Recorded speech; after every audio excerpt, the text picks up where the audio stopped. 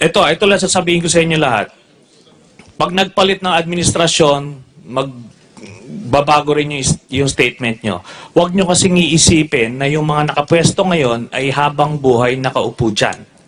Okay? Yun lang ang tatandaan mo.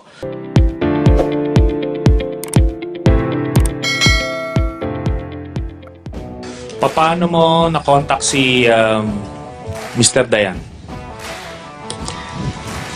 Siya po ang tumawag po sa akin, Your Honor. Paano mo siya na-contact? Nakatanggap lang ako ng tawag na galing sa kanya, Your Honor. So wala nagbigay sa iyo ng number? Wala nagpakilala sa iyo? Meron po, Your Honor. Oh. Si Sir Juby Espinido po, Your Honor. Yun ang sinasabi mo, siya ang nag-endorse kay Mr. Dayan. Wala pong sinabi na pangalan, Your Honor. May tatawag lang daw sa akin na... Okay. Chief Inspector Espinido, do you confirm that? Good morning, Your Honors. No, Your Honors. No, hindi totoo na ikaw nagpasabi kay Kerwin Espinosa. Hindi to. Mr. Dayan, kilala mo ba si Chief Inspector Espinido? Hindi po, Your Honor. Hindi. Okay, so alam mo, Kerwin, okay, ngayon sinabi dito na November 2015 kayo nagkita ni Mr. Dayan tsaka ni Senator De Lima sa Baguio. Ganun ba? Yes po, Your Honor. Yan, sinasabi mo 2014. Yun po kasi tanda ko, sir, na taon. Totoo bang nagkita talaga kayo nito ever? Opo, Your Honor. Okay, 2014, sigurado ka dyan. Yes, sir. Kailan kayo nag-split ni Senator De Lima? Sir, Kailan kayo naghiwalay? 2015 po. Anong buwan? Mga last week of February, sir. Last week of February. After nung February 2015, asan ka na? Nasa Pangasinan na po. Wala ka na ba sa DOJ? Wala na po. Okay, wala ka na. So bakit ka ngayon pagkakatiwalaan kung split na kayo? Okay, wag mo muna sagutin yan. Ngayon punta na tayo dito sa kay Espinido. Ay, dito sa Baguio. Yung sa Baguio kay Mr. Ram, Espinosa. So Ram, magsasabi ka ng totoo, ha? Nakita mo ba to si Mr. Dayan? Hindi po, Your Honor. Hindi. Walang na-mention si Kerwin Espinosa tungkol kay Mr. Dayan? Wala po, Your Honor. Wala. Okay. Ikaw, Kerwin, nagkita kayo. Saan kayo nagkita ni Senator De Lima? Sa Burnham Park Sa po, Your Burnham Honor. Park kayo nagkita. Saan kayo kamo nagpalitan ng pera? Sa parking lot po ng Burnham Park, Your Honor. Parking lot ng Burnham Park. Sa loob ng kotse, sa labas ng kotse, saan? Sa loob po ako ng kotse, tapos Ano yung kotse mo? GL Grandia. Van po, Your Honor. Grandia. So do you confirm that, Mr. Dayan? Ano po yan, sir? Na saan mo nakuha yung pera? Sa Baguio. Sa parking lot po, sir. Saan parking lot? Sa malapit sa Burnham Park po, sir. So, ano doon? Doon sa gilid lang ng daan? Sabihin mo kung ano. Parang nagtabi na lang po yung sasakyan namin, sir. Tapos Sir, inabot lang sa yung pera. Yes, Your Honor. Hindi ka na pumasok sa kotse. Hindi na po. Okay. So, ayusin nyo yung script kasi talagang buhol-buhol. Ngayon, 2015, November, bakit ka nagbigay ng pera kay Senator De Lima? Mr. Espinosa? Para po sa Protection. at saka yung para sa pondo para sa eleksyon po, Okay, Your Honor. pero primarily protection, di ba? Opo, Your Honor. Alam mo ba na resigned na siya noon? Nung panahon na yon as DOJ?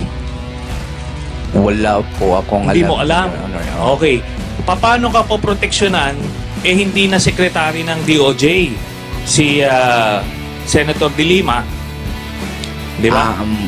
Okay, ngayon ganito yan. Ikaw, drug lord ka, makikipagkita ka sa politiko, doon kayo sa Burnham Park. Ha? Alam mo, pagka ang politiko pumunta ron, mangampanya, kahit 1,000 tao magpapapicture sa amin. Hindi kami nag-i-screen na, teka muna, ano ba ito? Background check. Walang ganon. Kung sinong lumapit, popost ka, pipicturean ka. Kung ganito ang magiging basis, sasabihin natin na drug lord o drug cuddler, wala na magpapapicture na politiko. Kasi dito pa lang, paglabas namin, nagpapapicture na lahat eh. Di ba? Hindi pwedeng ganon. Kung totoo yan, sinasabi mo, magkikita kayo sa isang lugar, mag-uusap man kayo, hindi ka magpapapicture sa isang drug lord. Ha? Common sense. Alam mo, problema dito sa script na ginawa nyo, kulang eh. Tapos ito si Chief Inspector Espinido, na siyang ginagawa niya, nilaglag mo siya kasi may galit ka sa kanya. Walang koneksyon eh. Kaya kailangan mong sabihin eh. Sisirain mo yung pangalan ni Chief Inspector Espinido. Kaya sabi ko, Kerwin, alam mo, itong mga, dito sa affidavit mo, maliwanag, namili ka eh kung sino ilalaglag mo eh. Sino yung poproteksyonan mo, sino yung ilalaglag mo. Alam mo doon sa affidavit mo, si Senator De Lima lang yung idinawit mo. Kasi madali siyang ilaglag. Proteksyon, sabi mo, kaya ka nagbibigay. Pero yung mga politiko dun sa lugar mo, wala kang binigay. Pero dun sa kay Chief Inspector Espinido, by the way, Mr. Chairman, can we have a blue book of the late Mayor Espinosa para makita natin talaga? Joby. Yes, Your Honor. So, pakisubmit dito, para magkaalam. Kasi lumalabas yung credibility mo, credibility ni Chief Inspector Espinido, tsaka credibility ni Mr. Dayan. Ako, naiintindihan ko yung lugar mo, alanganin yan. Kaya kailangan mong i-please yung mga humahawak sa'yo. Pero it will not save you. It will not save you, Kerwin. Sinasabi ko sa'yo, pagka nagpalit yung administrasyon at sasabihin sa'yo, sige nga, sabihin mo yung totoong kwento, sasabihin mo yan.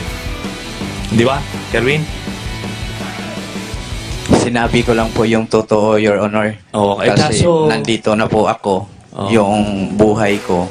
Yun na nga. Naintindihan ko, yung tatay mo pinatay. Kaya kailangan makikisama ka, di ba? Pero pinipili mo kung sino yung ilalaglag mo eh.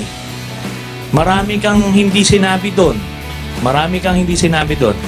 Okay, ngayon, magdadigress lang ako, Ikaw ba yung grupo mo nung nagtutulak ka sa Region 8? Region 8 ba yung teritoryo mo? Hindi po lahat sa Region 8 po, Your Honor. Ano lang? May mga particular na area lang po yung Leyte. Leyte na binibigyan. Southern Leyte. Dito lang part, Bandad. Particular lang po, halimbawa, Ormoc, Okay. Baybay, ganyan. Sige, meron ka bang meron ba kayo factory doon? Wala po, Your Honor. So, kumukuha ka lang ng Shabu. Ng shabu. Sino pinagkukuhanan mo? Si Lovely Impal Adam at saka si Peter ko at kasi nung buhay pa si Jaguar Diaz po, Your Honor. So, na-mention mo last time si Peter Lim. Opo, Your Honor. Ba't hindi mo sinasabi? Di ba? Siya, source mo rin siya. Namin ni dalawa ni Jaguar, Your Honor. Silang dalawa ni Jaguar ang source mo. Opo, Your Honor. Si Peter Lim tsaka si Jaguar yung namatay. Opo, Your Honor. Okay. Kilala mo ba to si Governor Kua ng Catanduanes? Hindi po, Your Honor. Hindi. Okay, may nahuli just recently na pinakamalaking factory sa Catanduanes.